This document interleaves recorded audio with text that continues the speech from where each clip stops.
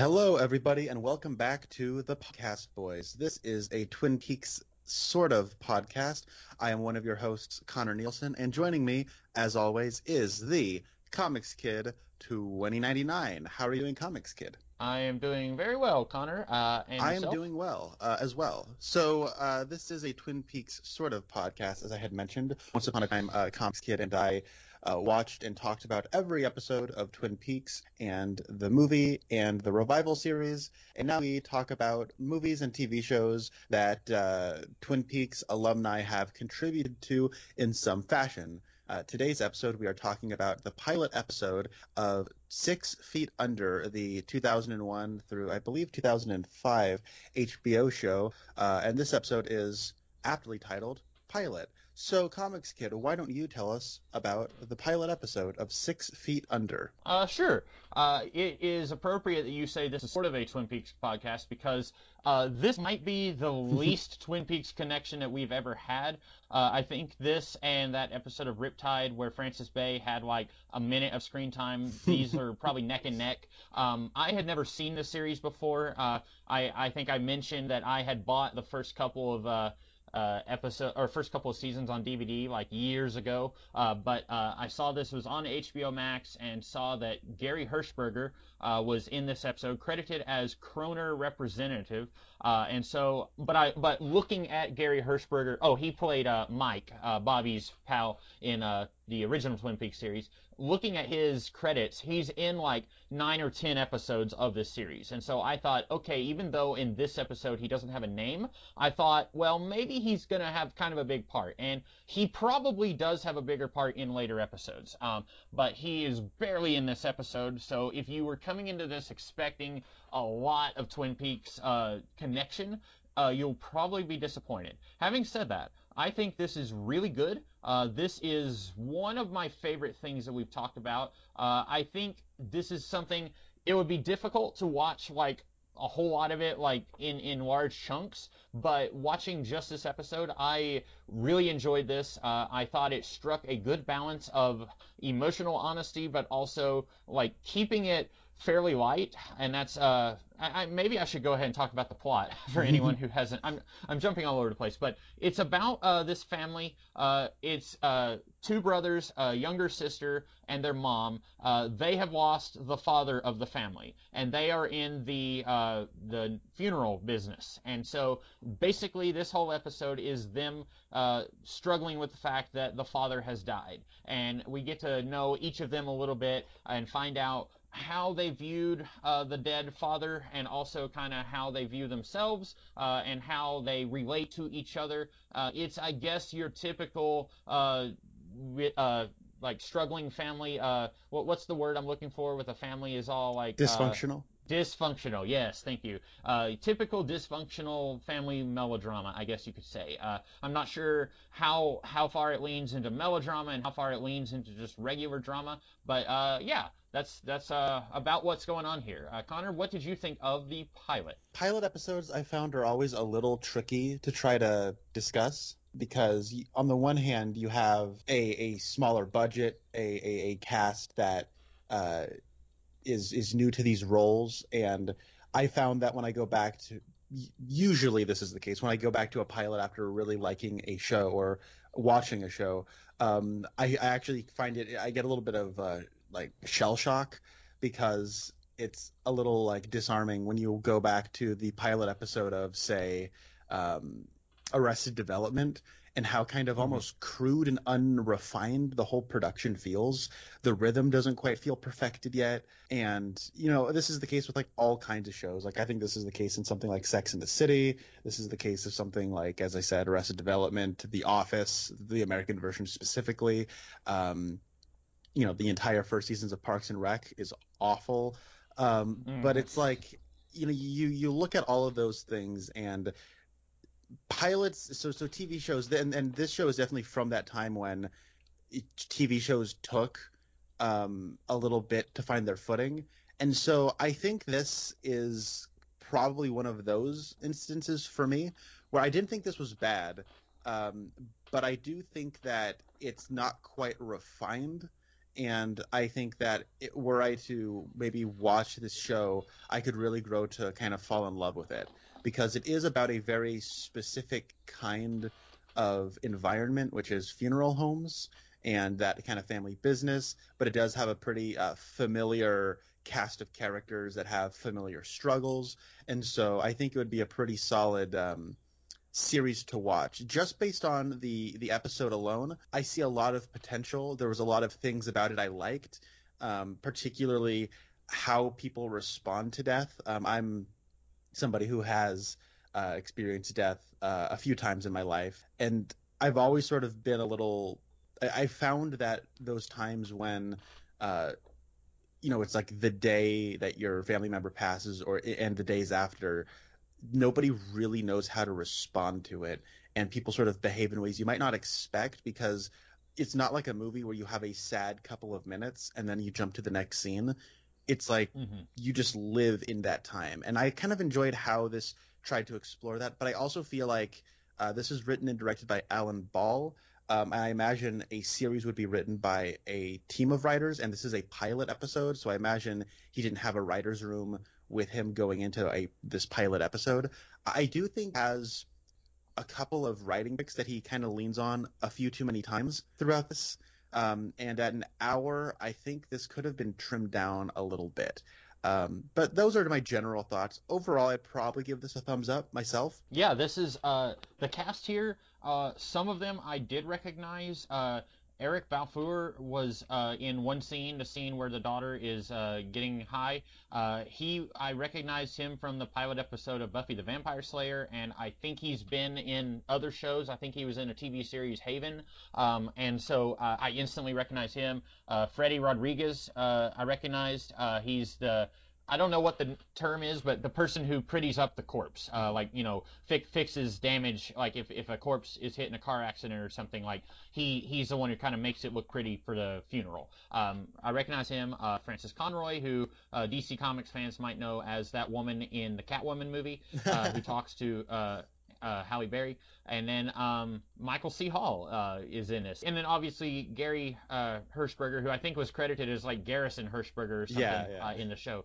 Where do you want to start with this? Well, I guess we could start with the premise. So why don't we start there? I guess we could just talk about all of the different characters, because so the thing starts off, and the father of this family, played by Richard Jenkins, this is probably the earliest I've ever seen Richard Jenkins in anything, and it was a little surprising that he actually as an actor has a bit of a Kevin Spacey sort of presence, and he's not Kevin Spacey. So what I mean is this is aged a lot better than if they had cast Kevin Spacey.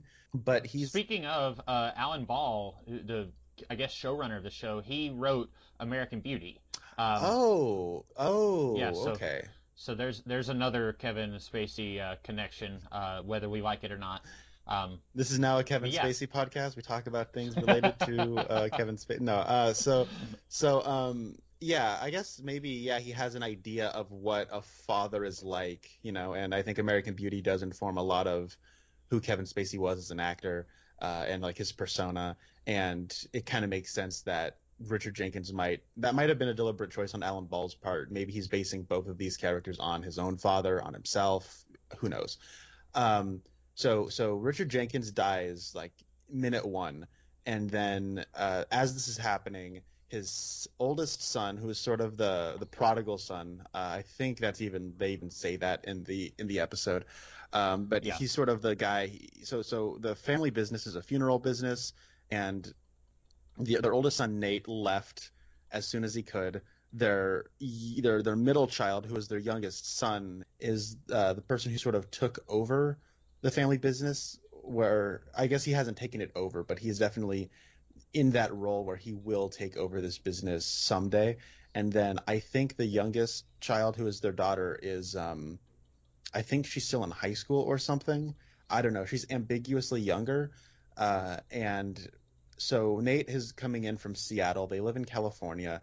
And then Richard Jenkins is on the way to the airport to pick Nate up for their Christmas party, because this takes place it starts on Christmas Eve and then moves into Christmas morning as the family has to, come together, identify the body, get to know each other, and then in the days following they have the funeral, etc. So out of this core cast, this is something that's always kind of fun to do when you have an ensemble and you're talking about a pilot. Who is your favorite character? It's really tough for me to pick between the two brothers. I think if you're looking at because a lot of times it's hard. I have a tendency to want to latch on to the character who is the most likable, and I think this show, all of the characters here have their flaws, and so it's hard to say that any of them are especially likable. But I think that between the two brothers, I think they both have some really likable qualities, and then they also feel very real at times, and so they kind of feel not as likable sometimes. But I think that the oldest brother, kind of, if this was a comedy, he would be your straight man. You mentioned Arrested Development earlier, and this is like Arrested Development, but if you subtracted 95% of the humor. It's very much like something happens to the father of this family, and now one of the children has to kind of pull everything together, and despite the family struggling against him, resisting his efforts to kind of pull everything together. And you've kind of got both of the brothers doing that, but they're doing it in different ways. Mike, I'm just going to call him Dexter. I've never watched Dexter, but Dexter is trying to he is trying to keep things going the way they've always been done. He's trying, he's yelling at them well, why didn't you bring Dad's corpse home? We have to go ahead and embalm it so we can get ready for the funeral. And he's very, he's got to stick up his butt, and he's very much. At one point, the sister calls him the Boy Scout, and I was getting a lot of Cyclops from the X-Men vibes. He's got a lot of emotional issues bubbling up just under the surface, but he is keeping a stiff upper lip for the good of everyone else, and he's trying to just keep things going. And if they had made X-Men movies in the early 2000s, I think he would have made a really good Cyclops. But I also like the older brother. I kind of feel for him because there's this family business that he clearly has no interest in, and he just wanted to get away from it, but because he grew up and everyone expected him to take charge of the family business, he didn't really prepare for his entire life of what he was going to do, and so he's kind of at a dead-end job. He doesn't like where he's at, but he doesn't know what else to do with himself, and then he's kind of his life has fallen apart. Of course, all of them, their lives have fallen apart, but I feel like these two are the ones that I'm latching onto the most. Okay. Because I feel like my favorite character was quite easily Federico, who is the Freddy Rodriguez character, who we have actually talked about on this podcast before. He played El Rey in Planet Terror. That's right. And I was honestly a little surprised that it was him, because I remember whenever I watch Planet Terror, I always kind of chuckle at the El Rey character, because it does feel like if somebody had deliberately casted knew what they were getting themselves into when they cast Hayden Christensen as Anakin Skywalker, where it's an attractive guy, but he's not exactly the world's best actor, and you're casting him as the cool bad boy romantic lead, and he's just kind of stiff, and but you cast that person on purpose because it kind of fits with the whole vibe of the rest of the movie. He is hilarious in this. And it's one of those things where that character is so specific in a way that I found really believable, but also the kind of person it's the kind of character you wouldn't think about. I really liked how this is a person who works for the family business. He helps embalm the bodies, but primarily he works on I'm trying to remember the word they keep using for it. But he puts them back together. If somebody's been disfigured, or if it's in Indians, he uses an example of where this one person shot their wife in the head and then shot themselves, and he reconstructed their beautified them, so when they had their open casket, they can have an open casket, and you don't have to look at these horrible scars or disfigurements on their faces. But it's one of those things where he does sort of play it like he's kind of an artist, and he is sort of an artist. It takes a level of artistry to be able to do those things. And so when he hears people talk about when he's at the funeral and he's talking to one of the people, and one of the people says that this funeral home was their friend had died, and they had used this funeral home, and he talks about how he was the guy who had put the ear back on, and he talks it like there's like a level of pride in his voice where he's very proud of the work he's done, and he like gets all excited and happy and giddy about it, but he's also aware that he's sort of in this environment where everybody kind of wants to be sad and sort of be solemn, but he is happy in spite of that. Like there's something like really refreshing and unique and exciting about that character that I found to be kind of lacking in the primary cast, if I'm being a little honest. Not that I don't know, I did not like the daughter character like at all, but I enjoyed the brothers as well. I guess I should say, like, I didn't know what this show was about when I chose this. I had bought like a couple of seasons sight unseen because I had heard so many people say that this show was just amazing. I bought them used somewhere, and so even like earlier today, I kind of thought, well, it's probably going to have something to do with like morticians or something like that, because the phrase 6 feet under. And then I looked it up. I googled 6 feet under, and I see that it says American drama, and I was like, oh no, I really don't want something that's like really heavy. Like if it's like I was wanting something a little light and breezy, if I'm being honest. Watching this, I thought, oh no, what have I done? And then I was surprised how amusing this was. It definitely has a lot of that, like, we're going to be really emotionally honest. We're like characters screaming and crying, and like we're really gunning for the Oscars at the TV awards this year or whatever. And I could not care less about any of that stuff. But I was surprised at times how much I was laughing. And I don't know if this is necessarily a laugh a minute show, but it's not quite as heavy and like really punching you in the gut as much as I thought it would be. Yeah, I think that one of the stronger weapons in this show's arsenal is its dark humor, and it's a subtle dark humor. It doesn't let things get too heavy without some kind of like ironic element coming into play. Yeah, you had mentioned Federico like getting excited. Like there's a woman who said like it was her friend or her cousin or somebody had been, and he's like, yeah, that was me. Like he's like visibly like getting pumped up when someone mentions like, and I thought that was really funny. A couple of moments that I laughed was when Michael C. Hall, like, he knows at this point that his father has died, but they are currently holding another funeral in their funeral parlor, and like the camera is zooming in on him, and he looks really nervous, and he just screams, and then it cuts back, and you realize that was like in his head. He didn't really scream, but then a few minutes later,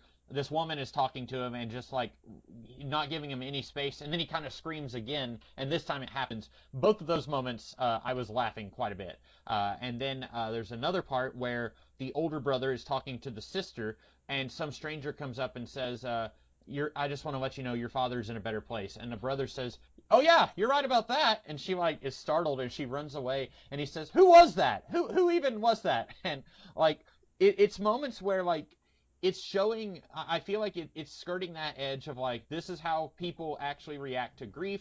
And sometimes all you can do is just laugh. Like, you've heard of people who sometimes like they don't know what to do, and so they laugh in a really awkward situation. And like, if I was standing in the room and somebody just screamed like that at a funeral, I'd probably have a hard time suppressing laughter. Like I find like it's not like, it's definitely not like Arrested Development humor, but there is a humor here that's hard to describe. Yes, you touched on something that I guess is one of those things I was mentioning earlier, where I feel like Alan Ball sort of relies on some writing tricks too often. I would say there are too many fantasy sequences in this.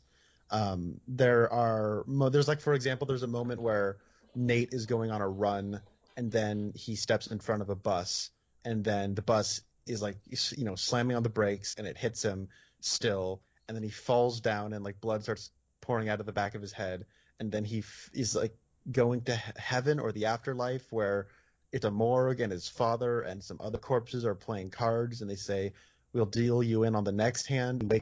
And then all of what I just said was a dream, or like a daydream, because then it cuts back to like him like on his run, kind of taking a break, and there isn't even a bus coming down the road. Right.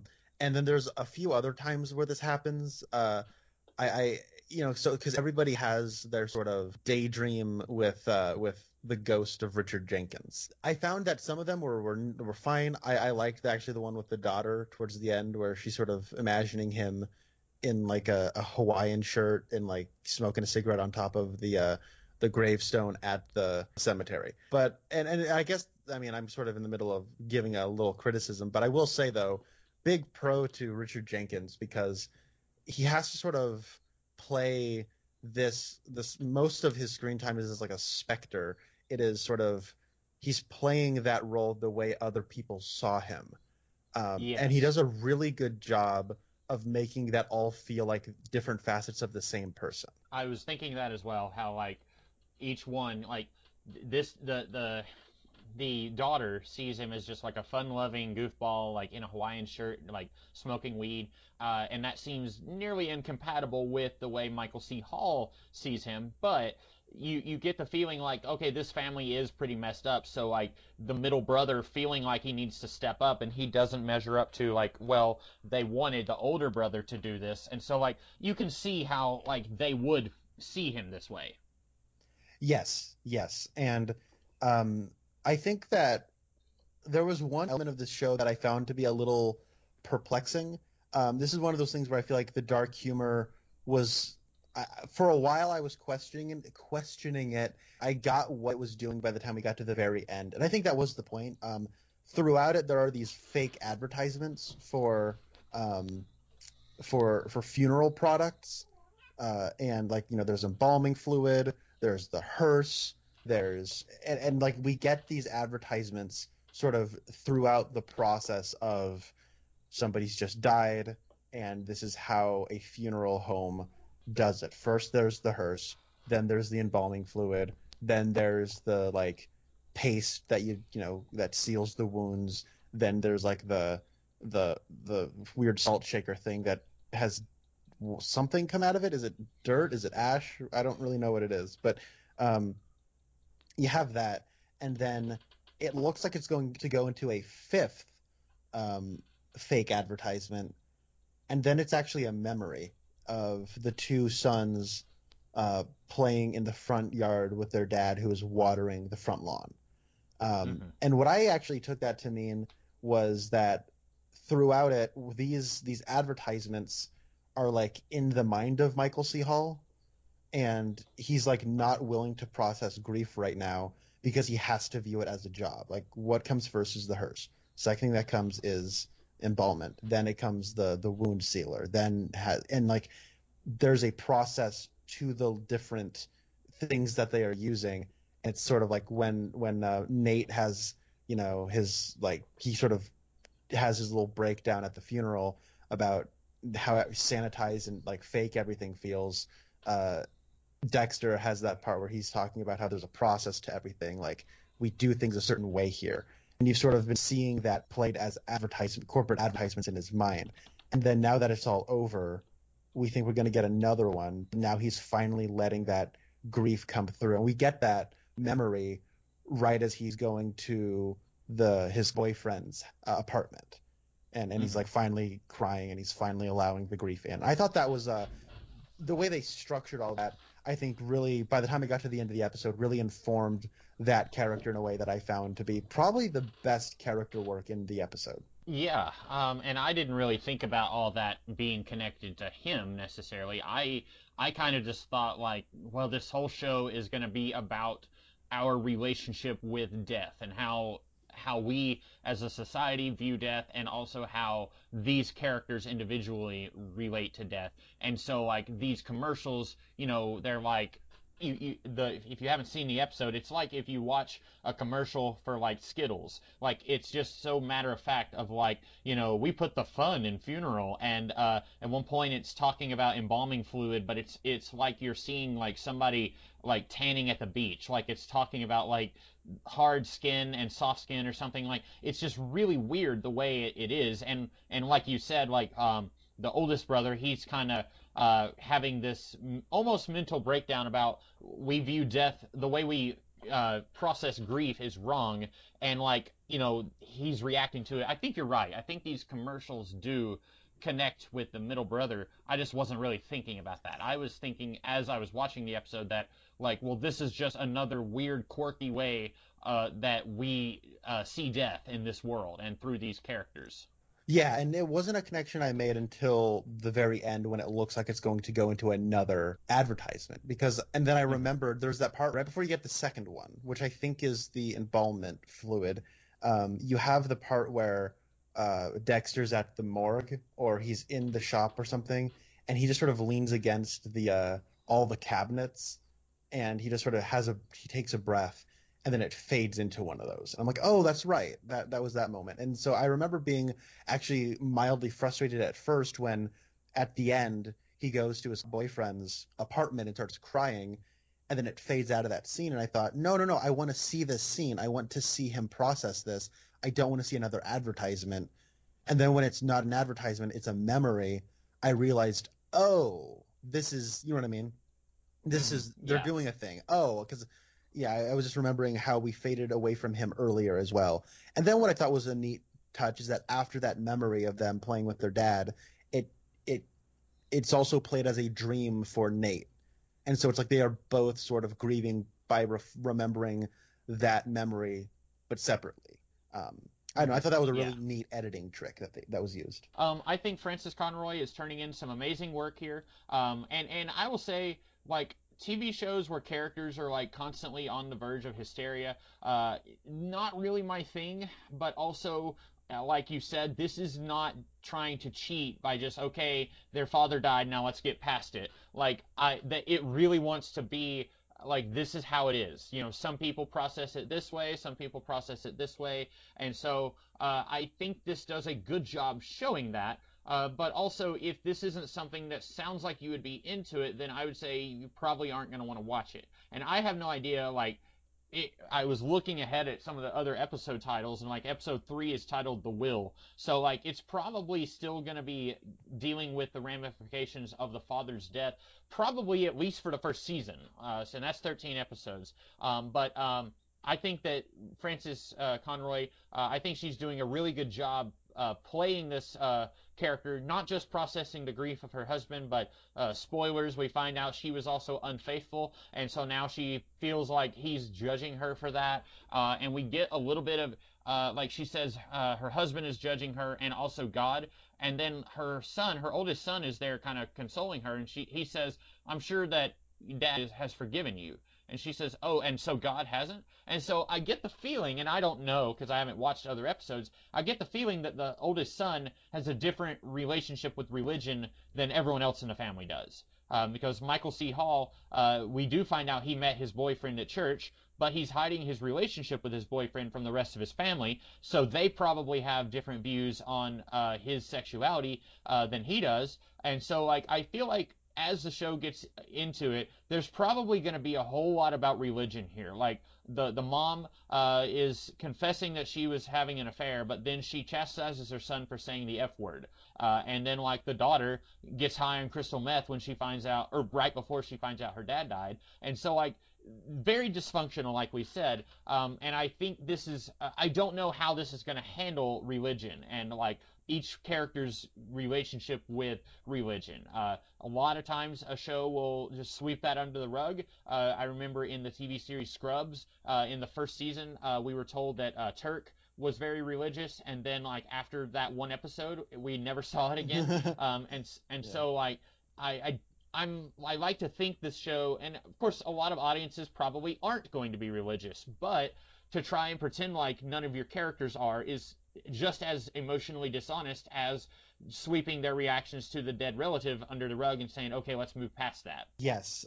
I thought it was sort of interesting the ways in which I got the feeling that this is the parents anyways sort of parented their kids in a sort of more conservative religious household. So you do have things like we do not speak ill. We do not say swear words. I like the ways in which, like, you see how that more like conservative upbringing has affected them in other ways, and in the other ways, like, it's sort of they've grown into that, where Dexter is gay, and so obviously like that's, he wants to hide that, and he, doesn't want his parents to find out, all that, but he also does sort of have that same thing where you don't swear. You know what I mean? Like, Right. That's a no-no. Yeah. We don't do that, and he does sort of want to keep that sort of sanitized, sort of happy facades for that the family has for their funeral home.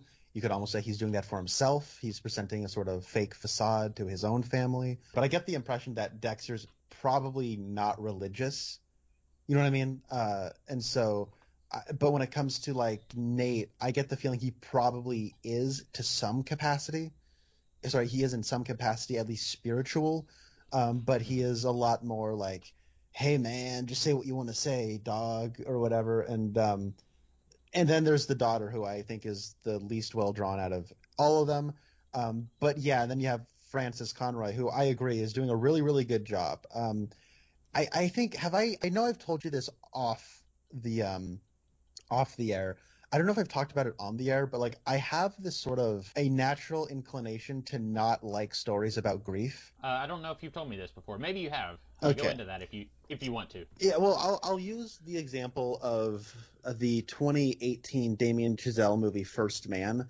That's a biopic about Neil Armstrong, starring Ryan Gosling.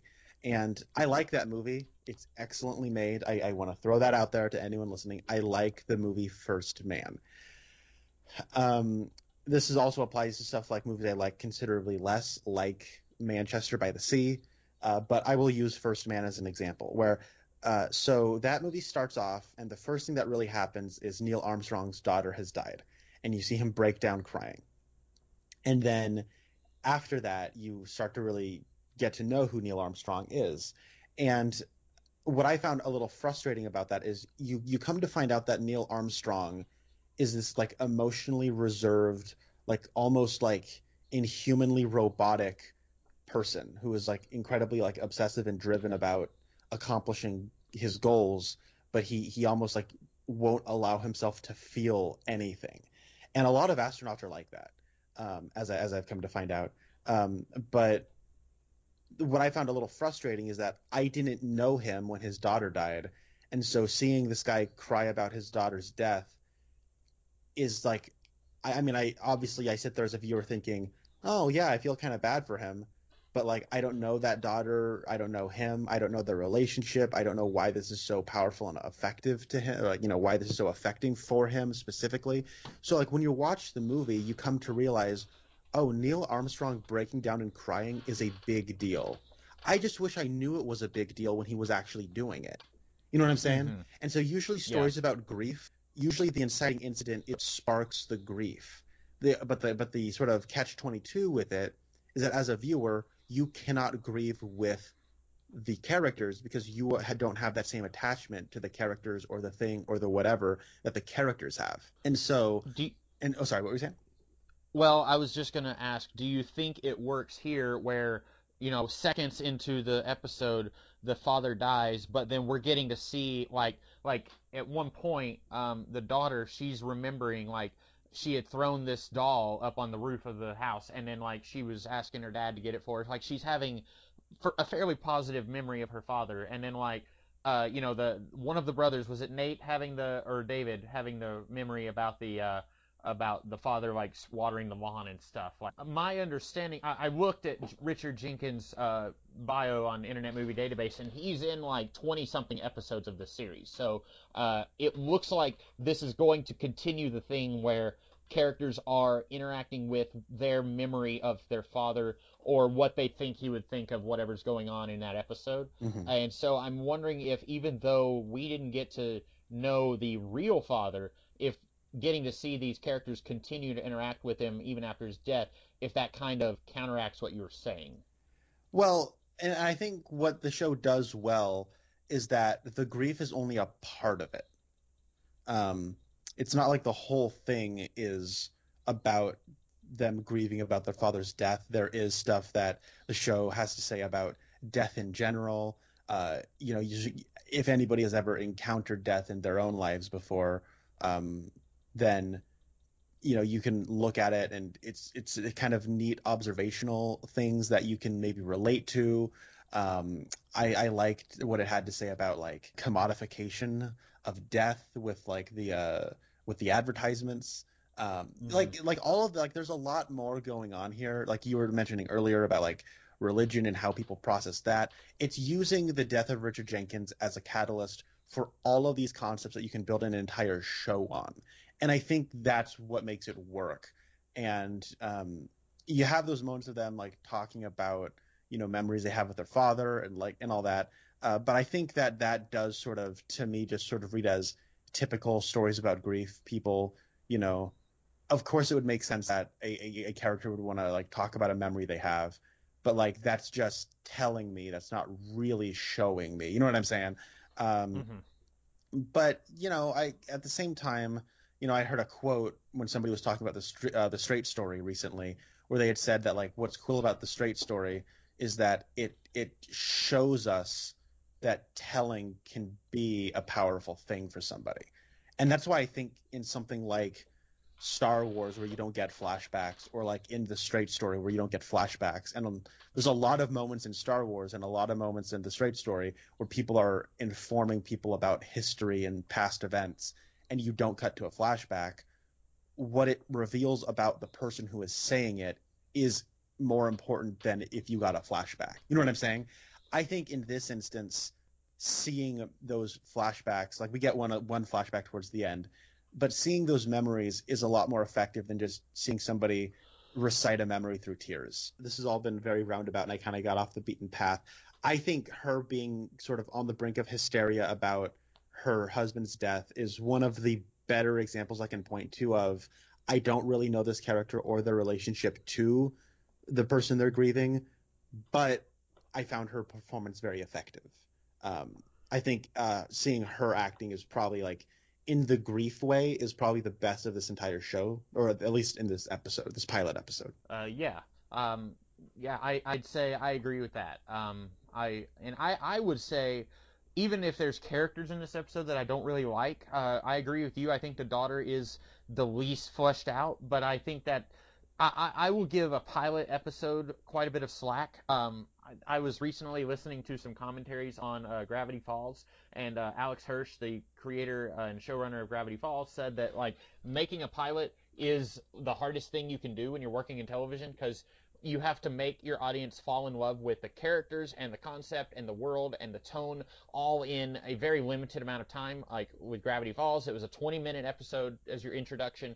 With this show, it's an hour. Most shows are not going to get the benefit of a full hour for the pilot. And even if you do get that much time, there's still probably a lot of stuff that they wanted to get into that they probably couldn't in the pilot. The religion, that's just barely touched on in the pilot. And I imagine that will get much more, fleshed out in future episodes. And then, what is it that drove the daughter to drugs? Was it just, because I've seen some families where they are super strict with their children, and then as soon as their kids turn 18, then the kids just go out and become, completely uncontrollable. And it's like, the parents think, well, if I hold them on a leash and never let them out of my sight for their entire life, then they will become exactly as I want them to become. And that's just not how it works sometimes. And so is that a situation of what happened here? Because, the brother, the middle brother, he doesn't seem to act wild like the daughter does. And so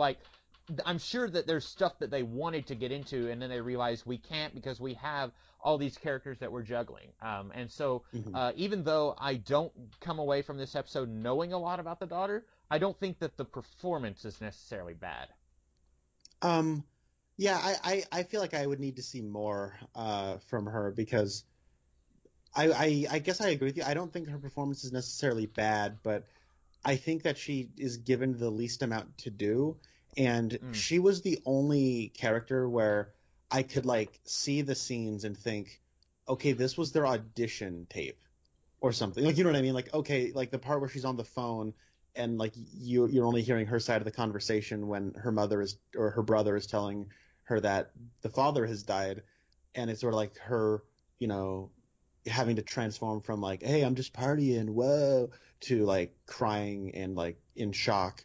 Like I saw that and I could think like, okay, this is how they auditioned this role. And that's not necessarily a bad thing, but like they have like, if you ever look at like for anyone listening, if you're ever watching a pilot episode of something, look for that. You know what I'm saying? Like every performance has like their moment to shine in a pilot episode, and that's what they'll use as like their audition or something. Um, and I mean, I imagine someone like Richard Jenkins was probably already attached to this thing before it was even cast. But like, I think that all the other people, I think, sort of inhabit their character very naturally. But I think with her, she's sort of the weak link as far as the cast goes. I wouldn't call her bad by any means, but I think that she's playing it very typical. It does feel like, oh, this is the party girl daughter, and I don't necessarily get anything special out of that performance or that role. Okay. I agree she's not given a lot to do, and I again would go back to, in a pilot you have so much that you're trying to set up, and sometimes something just has to wait until a couple episodes in, and that they prioritize and they decide like, well, this is what's the most important for us to, I guess, sell our audience on and hope that they like it, and then we can give them all the other stuff that we want to do. I don't know. I guess like, with you saying that, like, I do think in this pilot episode, though, she's given enough scenes to sort of, like, try different things out, but I think she sort of is a little limited in her performance the way other performances are not.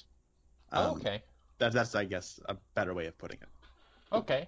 And so I guess let's move on to the older brother. What did you think of him? So I like the performance quite a bit.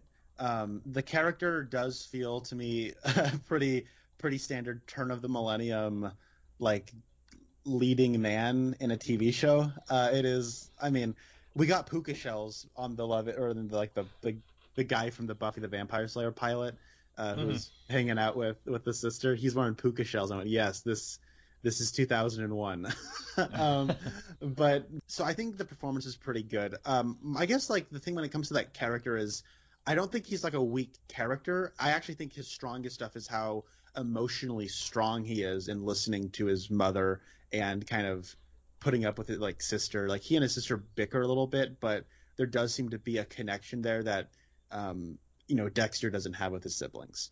And he wasn't there for most of her life, and so in a lot of ways they're sort of connecting for the first time. And there's the part where he has to like listen to his mother's confession about the affair because Dexter does not want to hear it at the time. And I think like that stuff where he is sort of the shoulder a lot of people need to lean on, he sort of shows like some strength there that I was not expecting. But as far as the character goes, like, I get what it's doing. It does, I think, kind of run the risk of being like sort of hipsterish in a way that's maybe not aged too well, where it's like, come on, bro. The funeral scene's too mainstream. We got to make it real, dude. We need to have like people do it the way they do in Sicily, where they cry and they just let their guttural cries just come out. Man, we're gonna throw dirt on the coffin, not this salt shaker thing, man. Like, you know what I mean? Like, it does come across as like a little like hipsterish in a way that I don't think is aged particularly well. But there's also a level of sincerity there that, like, yeah, maybe there is a level of like corporatization and commodification of something as like primally sad as death that maybe needs to be addressed. So like, I don't know, I'm a sort of of two minds about that element of it. But when it comes to like the character just sort of being a member of the family, I actually found that stuff to be quite compelling. How about you? Same. I also think something that this show is kind of touching on, and I'm thinking it will probably get more into this in a few episodes. I feel like this is kind of showing what's it like if someone in a family dies and then everyone is kind of emotionally broken at that death, and then everyone, like, for example, the older brother, like, as soon as he gets to the morgue, the sister is like, hey, I need to talk to you immediately, and then she pulls him aside and says, like, I'm high on drugs, and he's basically like, I'm sorry that you are dealing with this right now, but you are going to have to deal with it on your own. Like, I also have to deal with something, and it's one of those things where I don't know if there's a right answer to how you should approach something like this. Like, hopefully nobody out there is going to take one puff of crystal meth and then find out that their dad just died and have to do it like high. I did think that was weird. I've never done crystal meth, but she takes literally one puff and then says, well, it's too late now, and then gets the phone call. And then like I wasn't sure how strong is crystal meth. How much of it do you have to take for it to like mess you up? But anyway, like I feel like this is doing a good job of showing, like, you know, the mom needs to unburden herself with this thing that she's been carrying for a while, and she doesn't have anyone to talk to about it, so she talks to the sons, and of course the middle son is like, I don't want to hear this, and then the older son probably doesn't want to hear it either, but he's like, well, I guess she doesn't have anyone else to talk to about this, so I will stay, and I will, you know, listen to her talk about this. And like, everyone in this family probably has something that they want to get off their chest, but if everyone is being the one who unburdens, then there's no one there who can be the rock that they lean on. And it's a weird thing where, like, it feels very real. And I actually read in the trivia on this episode, apparently Alan Ball came up with the premise of this because his sister had died. And so I am very curious how much of this came from that. Like, you know, you're at your family member's funeral, and then someone else has just like decided, I don't want to be the strong one, so I'm just going to crumble here, and everyone else is just going to have to pick me up and deal with it. And they don't get the chance to do that. They're going to have to be the strong ones now. And like, you know, it's unfair to expect everyone to be emotionally strong in a situation like this, but also it's unfair of each of these people to say, well, I'm dealing with something, and what I'm dealing with is more important than what you're dealing with, so I'm going to unburden you with whatever it is that I've got going on. I don't know if there's much else to say about that, but I thought that was really interesting stuff. I agree. I guess I don't want to get too personal. You don't have to answer if you don't want to. Have you ever had to deal with death in your life before? Some. It's one of those interesting things, is like, I think one thing that this captures very accurately is, so in my experience, specifically when I'm remembering when my dad's dad died and when my mom's dad died. My mom's dad died pretty recently, like less than a year ago.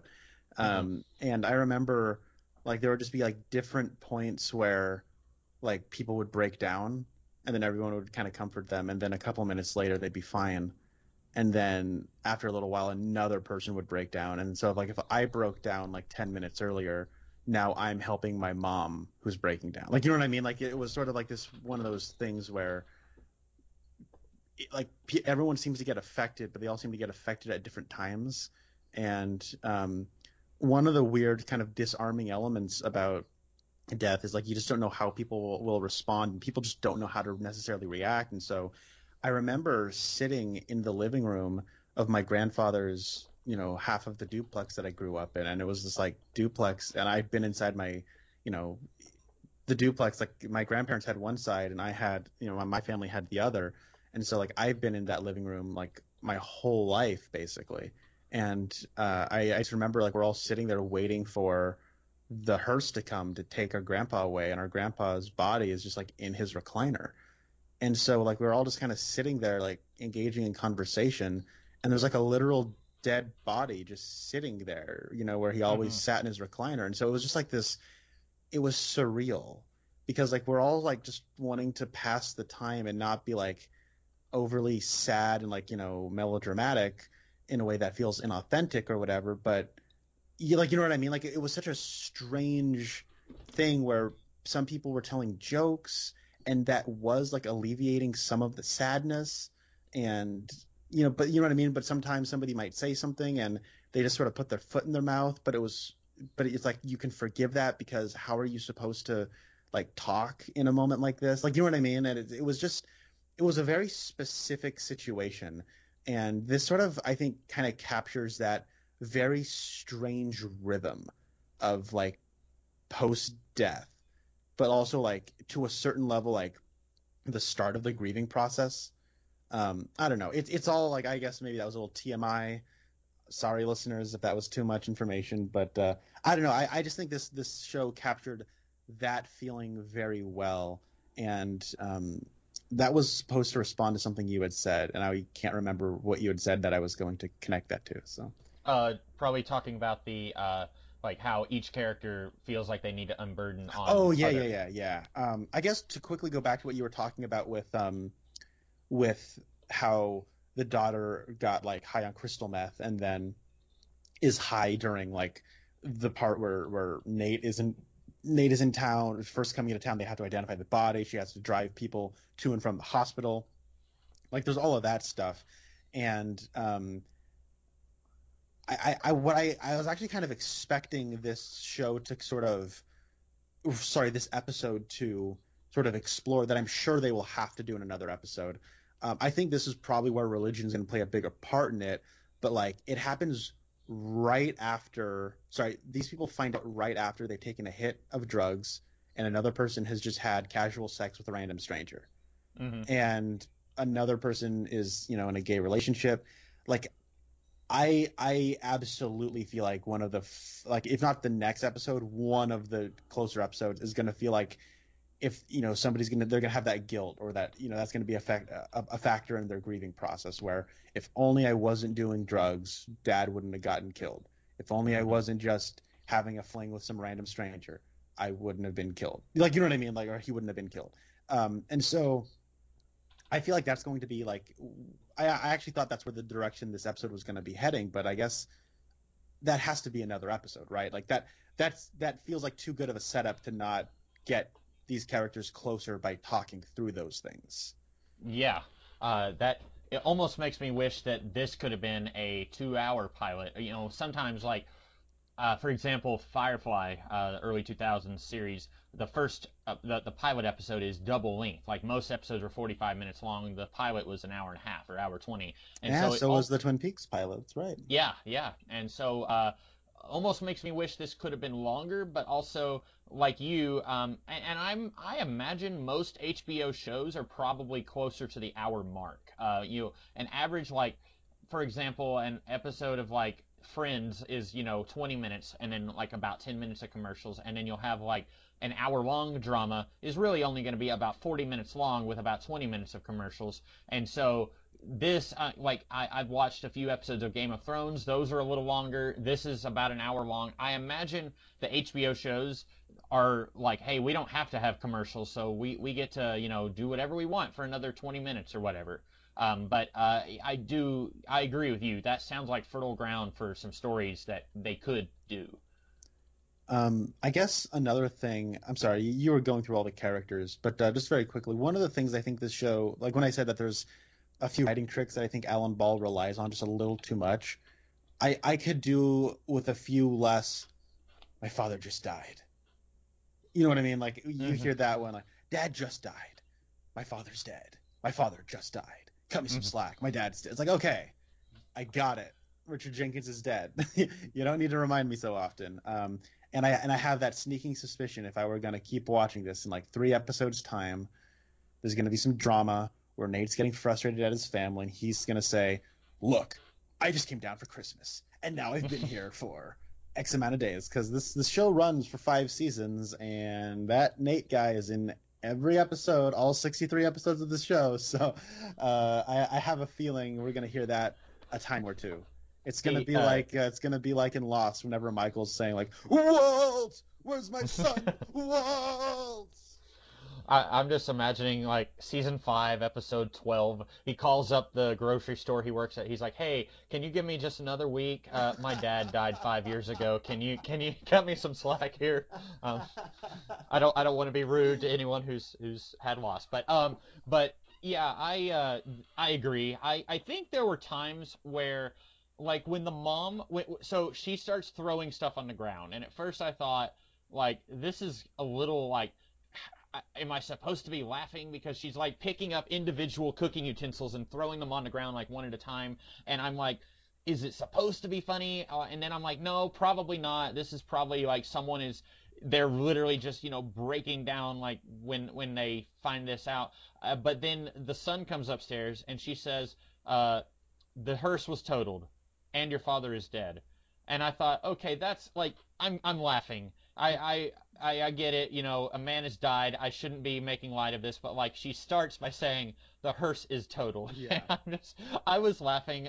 Now I agree with you. I think we could they probably were like, we really want to milk that acting from these actors. So each one is going to have an individual reaction to father dying, and I agree with you. We probably could have cut the scene like where Michael C. Hall tells the sister, and then where Michael C. Hall tells the brother, and then Michael C. Hall tells his boyfriend, and then the brother tells the woman that he's doing in the closet.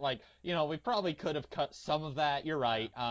But I think they're all doing a good job with those scenes. But it does. I wasn't thinking about that, but now that you mention it, yes, it does get a little repetitive. Well, speaking of other characters, what do you think of what's her name, Brenda? Her last name's like Chowenweth, I think. Chenoweth or something. Yeah, Chenoweth or something. Because I think she, that actress is sort of spinning gold out of yarn. Because I think she's sort of given the worst dialogue in the entire show, but I think the actress actually does a really good job of selling it. Okay. There's a couple of scenes where she's like, how does that make you feel? Why don't you tell me about that? And he said, are you a shrink? And she says, no, both of my parents were. And I was thinking like, oh no, this feels like what us little people think that shrinks talk like. And, I've never been to therapy, but I don't know if this is how a shrink would approach this situation. And she, there's scenes where I'm like, I kind of dislike you right now. She calls him when she knows that his family is going through a crisis, and she says, man, I'm having to deal with my family right now. It's pretty bad. Anyway, how are you doing? and then later she doesn't go to the funeral, but she shows up as the funeral's wrapping up, and she's like, my family. And I'm thinking, shut up. His dad is dead. I'm sure he would love to have your problems right now. And at one point there's a weird scene where she has taken the olives out of the refrigerator, and her brother, I guess it's her brother, comes in crying, and she's like, oh, are you looking for the olives? Here they are. And he just takes the olives and walks away. And I'm thinking, what are we going to do with this family? What are we going to do with her and her family problems? They bring it up a lot. And I guess, I do think it's kind of sweet that this guy that she doesn't know, and she really doesn't have any reason to latch onto him, that she's trying to help him. She gives him a ride, and then she calls him to say, in a really awful way, to say, how are you doing? And then she goes to the funeral to meet with him again. And so, these two could have just been ships passing in the night, but they are going to have some kind of relationship, it seems like. I think that's kind of cute, the way that happens. I found her character to be a little irritating. Maybe that's just me just approaching, maybe it's supposed to be cutesy. There's some really weird dialogue after the funeral where he says, he's joking, but he says some stuff. I'm not going to repeat it, but I guess she's doing okay. I'm interested in seeing this relationship go further, or I would be. I'm on the fence on if I will keep watching. I do have the first 2 seasons on DVD. That's 26 episodes. If I do keep watching, it's going to have to be give myself a week or 2 before I watch another episode. Because it balances the weird humor with the dark stuff, and I like the weird humor stuff, but I don't know how much of people screaming and throwing pot roast on the ground and saying my father just died. I don't know how much of that I can take. Yeah. So what you meant to say earlier, though, was like Jade in the Twin Peaks Return series, Brenda gave 2 rides. Yeah, that was one of the I feel like it's a thing where it's they want to get these they want to be efficient with their storytelling, and so they get to the airport, and he's already kind of flirty with her, and he says, weird, my dad was supposed to pick me up, and she says, I could give you a ride, and by ride I mean have sexual intercourse with you right now. And I'm thinking this is happening fast, and I get it, that's supposed to be the point, but I still thought it was a little weird. Well, yeah, because there was that where I'm I don't buy that you would talk like this, but also it's just one of those weird things where she's after it's all done, she's like, so we just had sex. So you just had sex with a complete stranger, and we both lied that we never do this. I'm like, okay, who is this person? Who talks like that? Like, Yeah. what? And then there's that dialogue after the funeral, and then there's like one other instance where she has like a line of dialogue, and I'm just like, what? Like, is it like it's one of those things where it's like somebody didn't. It sounds like somebody thought of this sort of like steamy banter between these two people, and thought like, oh yeah, that works, and then they didn't hear it out loud. You know what I mean? And then to hear that, maybe that's a little too forward. Maybe that's a little too like I don't know. Like, I feel like if any normal two people who are strangers were talking like this, like, it would put off the other person. So I don't know. Yeah. But I lied. I actually think the best performance in this was Gary Hershberger. The way he handed Dexter that card, or attempted to hand him that business card, I just it was full of so much drama and passion, and I really believed he wanted to buy out the funeral home and keep the name. That I really believed it, and yeah, I don't know. I like Gary Hershberger as an actor. I feel like I've never actually seen him give the chance to act, but I like him. I don't know. He's got a solid face for acting. I probably should have, like, if I had known that he was going to be in this as little as he was, I'm torn, because if we had chosen like episode 5, I think we both would have been like, this is weird and confusing, what's going on here? But at the same time, like when we chose the Birds of Prey pilot, I feel like there was a whole lot of, this is weird and confusing, what's going on here, with the pilot episode. So it's kind of you're between a rock and a hard place situation. But yeah, I'm simultaneously disappointed in that we didn't get more of a Twin Peaks connection here, but also I think there's enough good stuff here to talk about that I'm okay with the Twin Peaks connection being kind of light. Oh, I agree. Yeah. I'm looking at the cast of this show, and it goes on to have a pretty impressive cast. James Cromwell, aka the farmer from Babe, is in this. Joanna Cassidy from Blade Runner, Ben Foster, Kathy Bates and Rainn Wilson from The Office, Patricia Clarkson. Like, this is really impressive. Actually, I believe Kathy Bates, I was looking at my DVD box set, she directed one of the episodes of season 1. Oh, interesting. That's And cool. it may have been a situation where she wanted to do a little directing, and while she was there, they said, hey, do you want to play this recurring character as well? Because I haven't gone past episode 1, but I was looking to see if there were any writers or directors from this season that I recognized, and I saw her name there, and I assumed that was the Kathy Bates. Mm-hmm. It looks like it is. Also, Justin Theroux is in this. Yeah. What do you know? I guess that's maybe where his career with HBO started. Yeah. I don't know if I have anything else to say.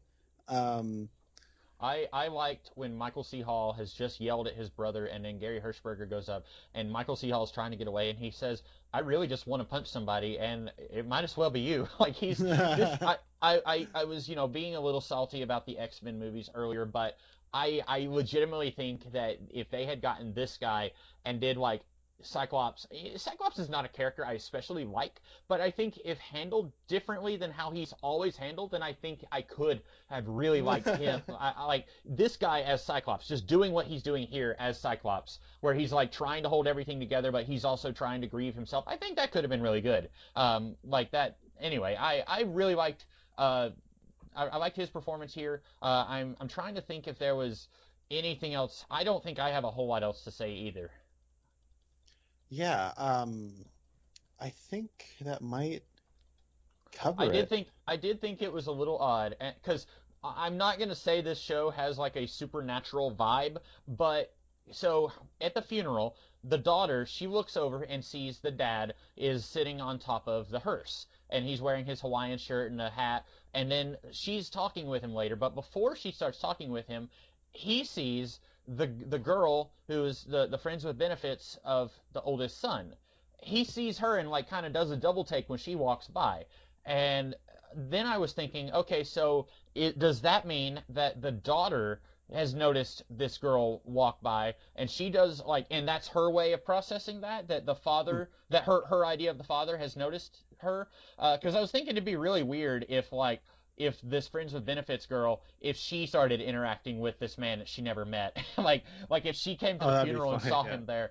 But yeah, I will probably keep watching the show, but it's not going to be like high on my priority list of things to like barrel through, because a lot of the drama stuff is probably going to be too deep for me if I keep going.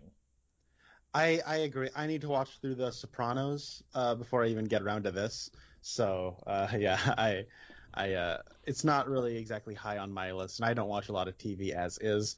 I might come back to it later because that cast is really impressive. And hey, if Richard Jenkins is going to keep showing up, I gotta watch. I like that actor a lot. Yeah.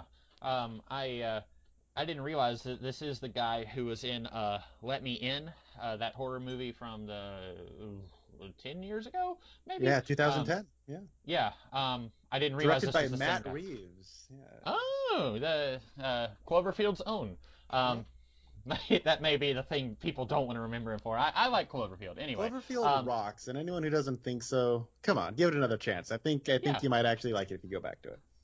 What are we going to be talking about the next time we do a Twin Peaks thing? I actually had an idea of what I wanted to pick, and then I woke up this morning and completely forgot. So I was actually thinking now, while we've been talking, what should I pick? What should I pick? And I realized that I was on Netflix a minute ago, not literally a minute, but a while ago, and I was I was given a trailer, and it was on silent. I was just sort of doing other things, and then Kyle MacLachlan was right there. I was like, okay, I'm going to pick this movie because it's a Netflix original. It is directed by none other than Steven Soderbergh. Pretty accomplished filmmaker. Usually makes some good stuff. And if you have not seen Logan Lucky, or I've not seen Ocean's 11 myself, but everyone loves Ocean's 11. I can attest for Logan Lucky. Logan Lucky is quite good. Yeah. Logan Lucky is really, really good. So he made this. He also made recently Unsane, which was one of his iPhone movies. This is called High Flying Bird. It stars, I believe, Andre Holland from Moonlight, but it does have Kyle MacLachlan as one of the higher listed actors on Letterboxd, and I think also IMDb as well. So that's what I'm picking. I think this is from 2019. It's called High Flying Bird, and it's on Netflix. Okay, cool. I know nothing about it, but I'm gonna try not to get my hopes up, because I think what I liked most about Logan Lucky was the sense of humor, and I know Steven Soderbergh is probably not always going to be doing that level of wry humor, I guess you could say. So I'm very interested to see what this will be like. Yeah, I actually don't know anything about it either. I know it's another one of his iPhone movies where he's been shooting all of his movies on iPhone. So yeah, I meant to get around to this, but I did not a couple of years ago. So now I will. So we'll see how it goes. All right, well then that's what we'll talk about in a couple weeks. In the meantime, I am the Comics Kid 2099. And I'm Connor Nielsen. And we'll see you guys in the future. Have a good one.